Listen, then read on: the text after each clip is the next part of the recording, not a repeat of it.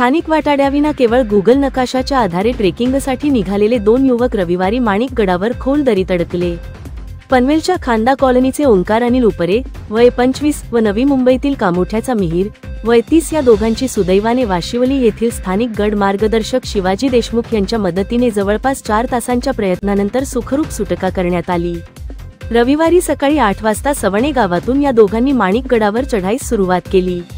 मात्र मुसळधार पावसामुळे वाढलेले गवत आणि बुजलेल्या वाटा यामुळे ते भरकटले व थेट खोल दरीतील घनदाट जंगलात पोहोचले। पुढे असलेल्या निसरड्या वाटा व सरळसोट उतारांमुळे ते अडकले आणि बाहेर पडणे अशक्य झाले। सुदैवाने मोबाईलला रेंज असल्याने त्यांनी समाजमाध्यमांवरून मदतीची माहिती शोधण्यास सुरुवात केली। त्यांना वाशिवलीतील शिवाजी देशमुख यांचा संपर्क मिळाल्यावर त्यांनी लोकेशन शेअर केले। देशमुख यांनीही पाण्याचे व अन्नाचे साहित्य आहे का हे विचारून तत्काळ वाशिवली बाजूने माणिकगडावर चढाई सुरू केली।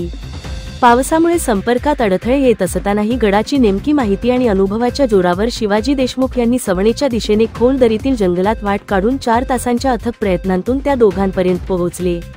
देशमुख यांना समोर पाहताच ओंकार आणि मिहीर यांनी सुटकेचा निश्वास टाकला। पुढे त्यांना सुखरूप खाली आणण्यात आले। सुखरूप गडावरून खाली उतरल्यानंतर ओमकार आणि मिहीर यांनी देशमुख यांचे आभार मानले।